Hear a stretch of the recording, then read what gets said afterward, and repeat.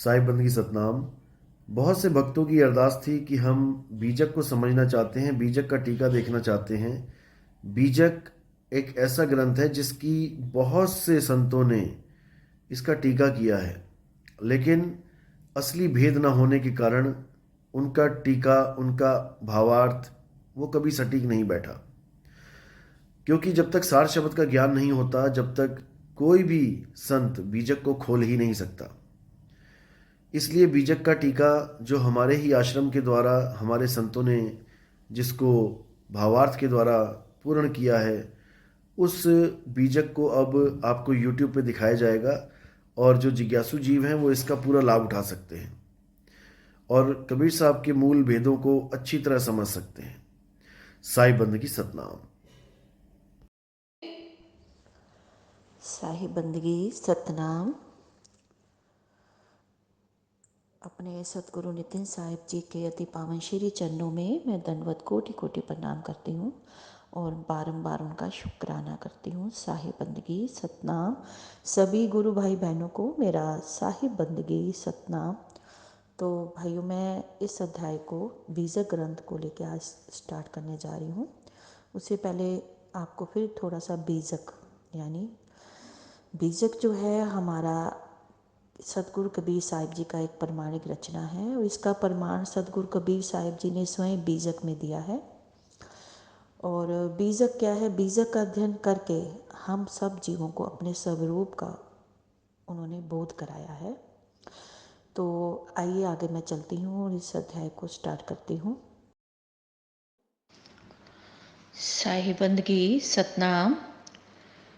तो आज कबीर बीजक ग्रंथ को लेके मैं नेक्स्ट अध्याय को लेकर आपको बताने जा रही हूँ। इससे पहले मैं आज आपको बता दूं कि लास्ट मैंने आपको सत्य नाम की विशेष व्याख्या के बारे में बताया था।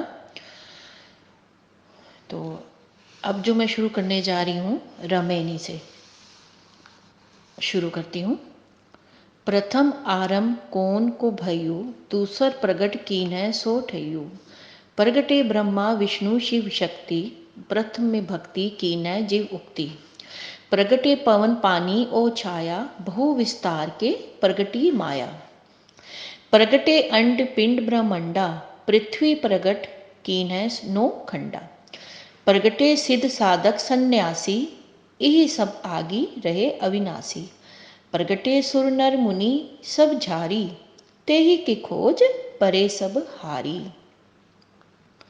साखी जीव शिव सब प्रगटे, वे ठाकुर सब दास।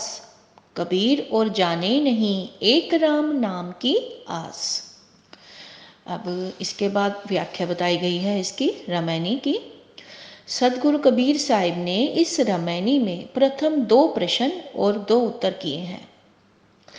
तो पहला प्रश्न क्या है कि सृष्टि में सबसे पहले आरंभ किसका हुआ था और सबसे पहले कौन प्रकट हुआ। और दूसरा प्रश्न है कि वह दूसरा कौन है कि जिसने प्रकट किया और उसका वह स्थान भी कौन है जहां से उसने सबको प्रकट किया। अब इनके क्रमशः उत्तर इस प्रकार देते हैं, जैसे कि सर्वप्रथम तुर्यातीत,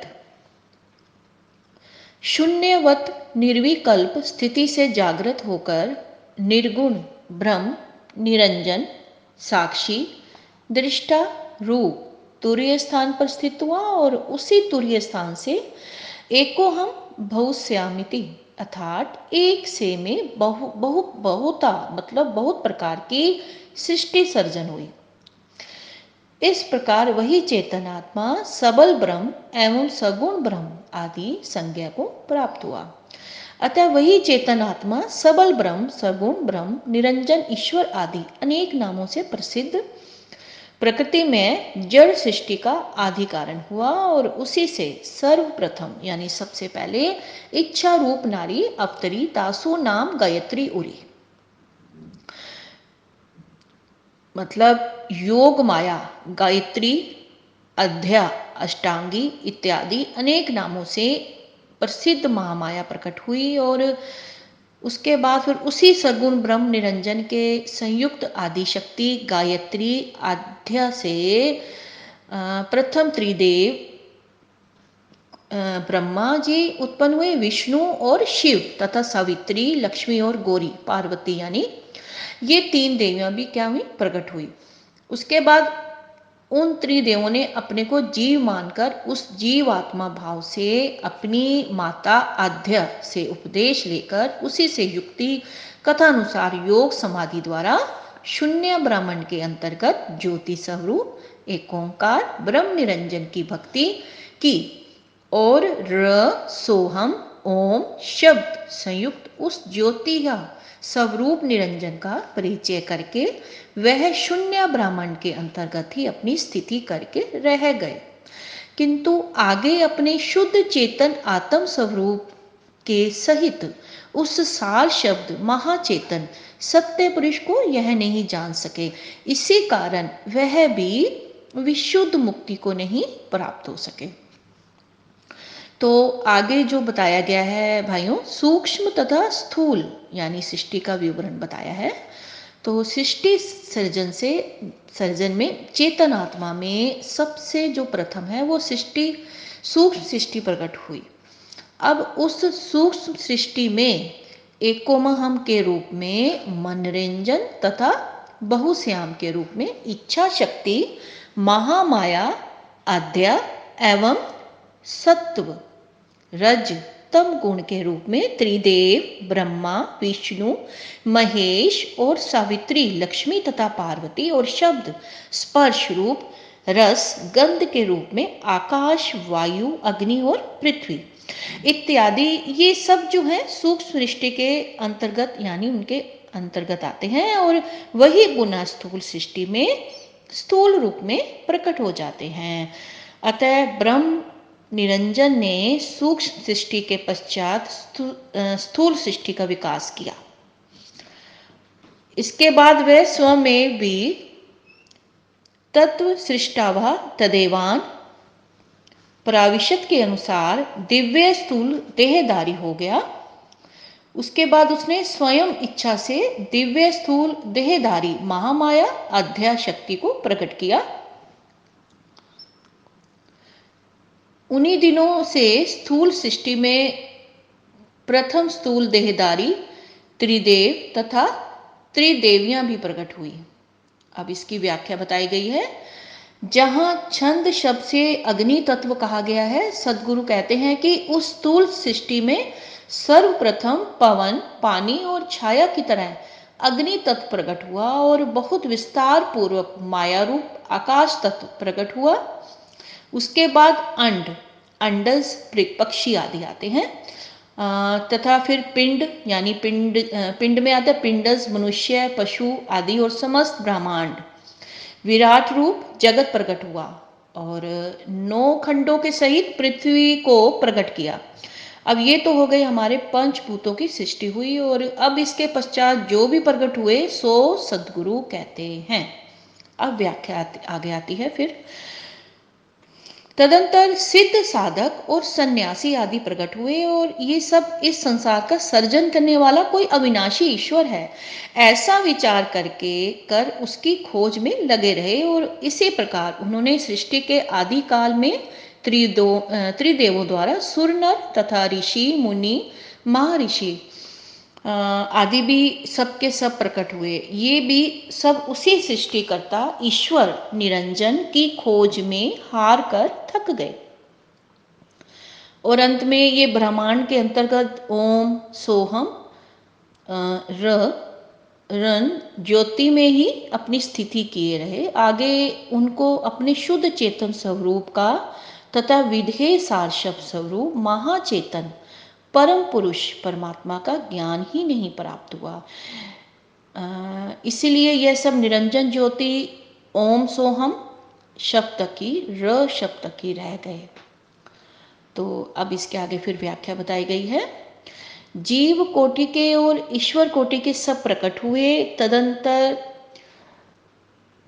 उनमें ईश्वर कोटि के जो ब्रह्मा, विष्णु और महेश आदि ठाकुर अर्थात स्वामी बने और जीव कोटि के सिद्ध साधक, सन्यासी आदि तथा सुर नर, ऋषि मुनि इत्यादि सब उनके दास यानी उपासक बन गए। और सतगुरु कबीर साहिब कहते हैं कि मैं अकह विधेय स्वरूप सत्य नाम सार शब्द जो महाचेतन सत्य पुरुष परमात्मा है, उसके अतिरिक्त अन्य किसी को भी सत्य पुरुष परमात्मा नहीं जानता, मतलब कि नहीं मानता हूं। अतएव मुझे तथा मेरे अनुयायी भक्त साधु संतों को तो उसी की सर्वदा के लिए निष्ठा तथा आशा यानी कि लगन लगी रहती है। और जो सर्वोपर महाचेतन सत्य पुरुष परमात्मा ही है, वही सब जगह आत्माओं के निरंतर रमने के कारण अकह विधेय सत्य नाम और सार शब्द इत्यादि भी कहा जाता है, और उसी को आदि नाम सत्य नाम भी कहते हैं। रमैनी, अब आपको भाइयों बताएंगे हम। रमैनी स्टार्ट हो रही है। प्रथम चरण गुरु की ना विचारा, करता गावे सिरजनहारा। कमही के जग बोराया, शक्ति शक्ति के बांधनी माया। अद्भुत रूप जाति की बानी, उपजे प्रीति रमेनी ठानी। गुणी अनगुणी अर्थ नहीं आया, बहु तक जने चिन्ह नहीं पाया। जो चीने ताको निर्मल अंगा, अनचीने नर भय पतंगा। साखी, चिन्ही चिन्ही का गाव्यू बोरे, बानी परी न चीना। आदि अंत उत्पत्ति पढ़ ले, आपी हुई कही दीना। अब आपको व्याख्या बताई जाएगी। सतगुरु कबीर साहिब जी क्या कहते हैं। सतगुरु कबीर साहिब कहते हैं कि जगत सृष्टि के जो प्रथम चरण सतगुरु के आरंभ में वेद तथा वेदोक्त यज्ञादि कर्म कांड का जो उपदेशक जगत गुरु ब्रह्मा जी ने इस जगत सृष्टि को देखकर विचार किया कि इस जगत सृष्टि का सर्जन करता कौन है। अतः जब उनको प्रथम सृष्टिकर्ता का ज्ञान नहीं हुआ, तब उन्होंने अपनी माता आदि शक्ति अद्य से जाकर पूछा। तब उन आदि शक्ति अद्य ने बताया कि इस समस्त जगत का सर्जन करता शून्य ब्रह्मांड में स्थित ज्योति में स्वरूप ओंकार ब्रह्म निरंजन है, और वही तुम त्रिदेवों के पिता भी हैं, वही एवं वही हमारा पति भी है। अतः इस प्रकार जब माता आदि शक्ति अध्याय ने बताया, तब ब्रह्मा जी को सृष्टिकर्ता ओंकार ज्योति स्वरूप ब्रह्म निरंजन का ज्ञान हुआ। तदंतर कर्ता गावे सृजनहारा, अर्थात तब वेदों के रचयिता कर्ता ब्रह्मा जी वेदों में जगत का सृजनहार जो ओंकार ज्योति स्वरूप ब्रह्म निरंजन है, उसके गुण तथा महिमा का गान करने लगे। तत्पश्चात ब्रह्मा जी ने उस सृष्टिकर्ता ईश्वर निरंजन की प्राप्ति के लिए योग यज्ञ जप तप व्रत आदि बहु प्रकार के वेदोक्त कर्म, बहुत सारे कर्म कांड का संसार में प्रचार कर दिया। उसके बाद संसार में उन यागादि कर्मों के साथ ही अनेक प्रकार के देव देवती आदि को उपासना का भी प्रचार स्वार्थी लोगों के द्वारा हो गया है, जिसमें सात्विकी की अहिंसा युक्त यज्ञ आदि शुभ कर्म और रज तथा तम प्रधान हिंसा युक्त यज्ञ आदि एवं अनेक प्रकार के देव देवी देवता आदि की हिंसा युक्त अर्चन पूजन उपासना रूप अशुभ पाप आदि कर्मों का प्रचार हुआ। तो आगे बताया कि अतः उन्हीं नाना प्रकार यानी विभिन्न प्रकार के कर्मों में बंधकर आत्म ज्ञान से विहीन संसारी अज्ञानी सब जीव पागल की तरह बावले हो गए, और इसी प्रकार माया ने शक्तों को शक्ति आदि अनेक देवी देवता काली कालिका भैरव भूत प्रेत जिन पीर आदि की अर्चन पूजन रूप भक्ति एवं अनेक प्रकार के यंत्र मंत्र तंत्र आदि की साधना में बांध दिया। अतएव हिंसा युक्त बलि आदि यज्ञ कर्म कांड में शाक्तों को नोधा भक्ति आदि अहिंसा युक्त सत्व की कर्म कांड में वैष्णववादी को भी बांध दिया। अब इसके बाद आगे व्याख्या फिर बताई है। सतगुरु कबीर साहब कहते हैं कि सबसे पहले आदि सृष्टि सतयुग में सृष्टिकर्ता विश्व विराट अभिमानी ज्योतिष स्वरूप ओंकार निरंजन ने वेद अर्थात अपना ज्ञान ब्रह्मा आदि को प्रदान किया। जैसे कि धार्यो योग निरंजन राई पवन अरम कीन बहुताई त्याग्यो पवन रहित पुनः जब ही निकसे वेद श्वास संग तभी। अर्थात शून्य ब्रह्मांड विराट में स्थित उस ओंकार निरंजन ने विराट शून्य के अंतर्गत समस्त वायु को अपने संकल्प मात्र से नीचे से ऊपर खींच दिया और फिर ऊपर से नीचे छोड़ दिया। विराट शून्य के अंतर्गत जो वायु है वही उसकी श्वास है। अतः उसी से उसने अपनी सांकल्पिक शक्ति से अपना वेद यानी ज्ञान योग समाधि ब्रह्मा विष्णु शिव तथा अन्य ऋषि महर्षि आदि का प्रदान किया। कहा है कि श्वास सग आए सो वेदा बिरले जन कोई जाने भेदा सोई भेद ब्रह्मा सो दीना योग ध्यान ब्रह्मा सब कीना ब्रह्म से ऋषि मुनि सब पाया सोई वेद युग युग चली आया ऋषि मुनि सब जगत पर चारा तामे भूल सब संसारा। इसी प्रकार वही योग जो होते हैं वो समाधिस्थ अनुभव ज्ञान सर्वप्रथम ब्रह्मा विष्णु शिव तथा सनकादिक ब्रह्म महर्षि ऋषि और मुनियों द्वारा अनेक ऋषियों की पत्नी जो है वो ऋषिकाओं द्वारा भी अद्भुत रूप जाति की बानी अर्थात आश्चर्यजनक अनेक प्रकार की वेद मंत्रों के नाम से संस्कृत भाषा में वाणी की रचना की गई। वह वेदोक्त यज्ञ आदि कर्मकांड की वाणी तथा ओम शब्द ब्रह्म गायत्री योग उपासना ज्ञान विज्ञान और उत्पत्ति प्रलय एवं ब्रह्म निरंजन आदि के महत्व युक्त अनेक प्रकार की बड़ी ही रोचक पूर्व मंत्रों के नाम से वाणी की रचना की गई।